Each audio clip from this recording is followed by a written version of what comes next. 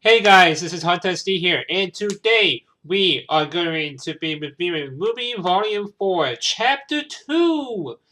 And the first things we see is the intro, of course, but let's skip that since I bet we have seen it a billion times before. The next thing we see, right, during the actual episode, is that Weiss is going through the hallway, and we see some beautiful scenery.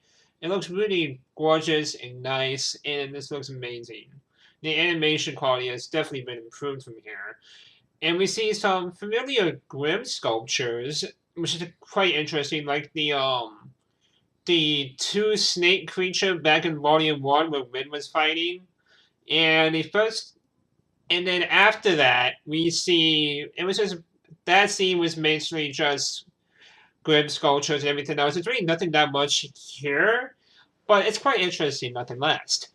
But and then after that we see our very first member of the Schnee family, which I think his name was Whitley, I believe. And to me, this character is gonna be kind of the the brother that's more of a jerk to Weiss, and thinks of her as a under other person of the family since she went to Beacon to go train. And I don't think he really much approves of that. He wants her to be trained at Atlas. And it's possible he could be somebody like Papa Schnee here, which is what I'm getting from at this moment with this character. That I'm not. He's gonna be more of the asshole type of the family, pretty much. Is what I'm getting from. And now, Whitley goes on to say that Winter is a powerful and wise character, even though Wise is just like, what? Like, you disliked Winter, and now you're saying some of these great things about her, and he's like, yeah, I know, but you gotta respect someone that character. You gotta respect her for that. And then, now after all that commotion between analysts, we skip to a black screen of where we hear Pyrrha. Now, I'm sure a lot of reactors doing, especially me, cried during this, because just hearing her voice again, this made me sad. It made me really sad and depressed. And I wondered, like, during the time, was it Sean remembering Pyrrha or was it Ruby? Now, it was Ruby remembering Pyrrha or having a dream about her. And it's lucky enough she wanted to believe that she could have done something more to protect Pyrrha instead of letting her die. She wished she could have done more. And now they all wake up and it's bright and shiny day. And apparently we are going to Xi'an, I believe is what Sean called it. And that's where his family goes all the time. So as soon as we get to Xi'an, I want to see Jean's family and what they look like. What his seven sisters look like. What his father and family is looking like. And it's going to be quite interesting because his family is probably going to want him to come back after the fall of Beacon, and they're saying, hey there, it's fine, you can come back to us now. I hope he doesn't go back, and I hope he stays with Team Ranger for this journey. And then, now, I'm getting this starting, like doing this, I knew something was not going to be right, because you see in the sky was this dark, glooming barrier around it, and it didn't look quite good. And luckily enough for me, that was correct. A town has been destroyed by a work of Grimm, I think what Glenn called it, that Grimm attacked this town. And then we see no villagers. All we see here is destruction, and then we see a huntsman injured, which I felt bad for this huntsman because we knew that he was going to die doing this. Like I bet most of us knew he was going to die, and then in fact he does, which I kind of felt bad for him. Uh, and now, after that commotion with the huntsman, they decided not to bury him, which kind of is terrible, really. Then it's gonna let him be like that, and then as soon Wednesday said to not bury him, let's leave him there. And then as soon as after that immediately starts we see this symbol that could be where the people left as a reminder that, hey, we were the ones who attacked it, or it was just Salem symbol from the Grimm, which is also possible. Now, what I noticed is that Ren looks shocked, like this symbol again. No, go. We have to get out of here. Like something like something from the dark past of Ren has came back to his mind. And I hope we understand why. Could it be how his family left him, or could they have been dead from a group of bandits or a group of Grimm? Possible.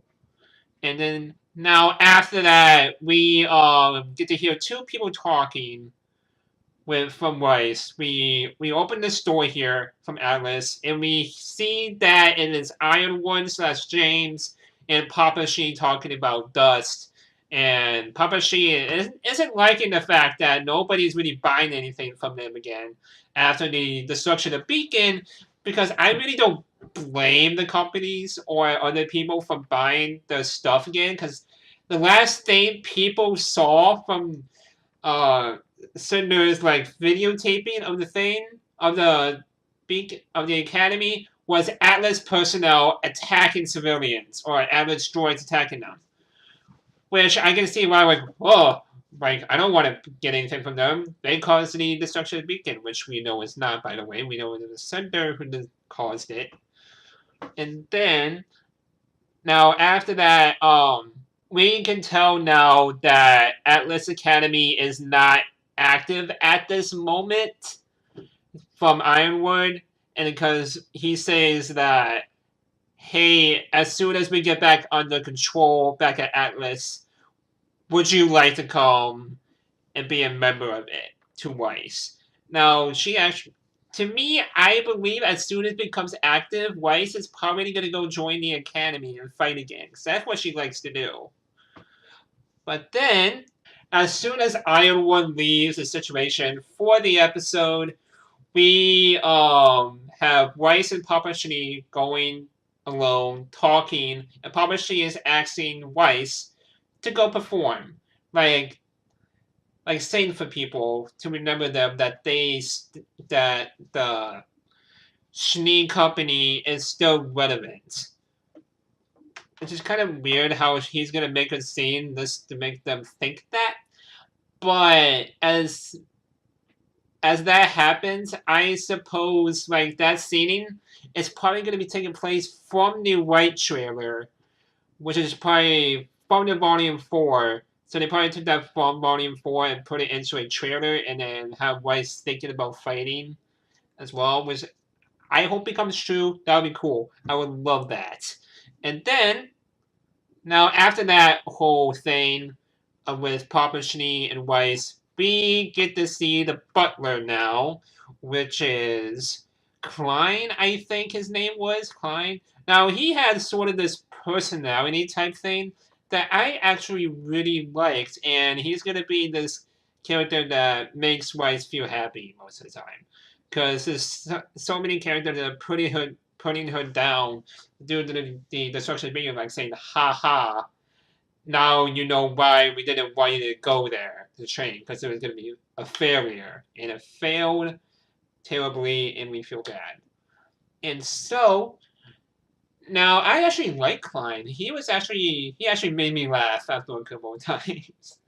He's going to be an interesting character that I think everyone's going to enjoy in the near future as this volume progresses and when it ends.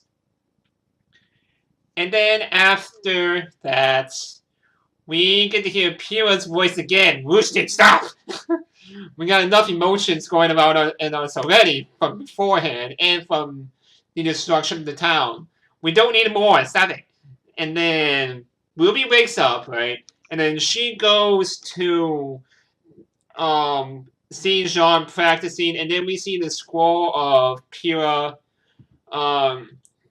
helping Jean train.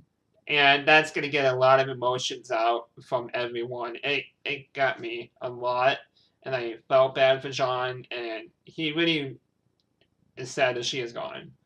And we can also see from the reflection of Pyrrha in the scroll was that it's the animation style that was with Volume 3's, which I actually quite enjoyed. And it's felt back at home to me, and I miss it so much. But I do love the Mario program as well. And then, now, that was the end of, well, episode 2. And we got 10 episodes left, I believe. It's going up to 12 episodes this season. Well, what did you all think of this review? I actually personally like this style more. It's where we have pictures instead of like visual and audio being placed out, so that I can actually release this early to you guys. Do you guys like the style? I think I do. I personally like it. And I can't wait for next week's episode for Blake. And I want to see more of Weiss and Team Ranger for next week's episode. I'm really looking forward to it. I hope we get more of Blake.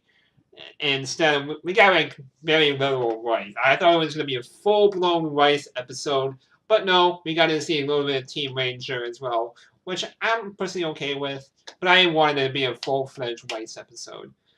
That's just me though. So yeah, this is what do you all think of the episode? I enjoyed it. This has been Hunt Dusty here, and I will see you all next week for my next review. Bye!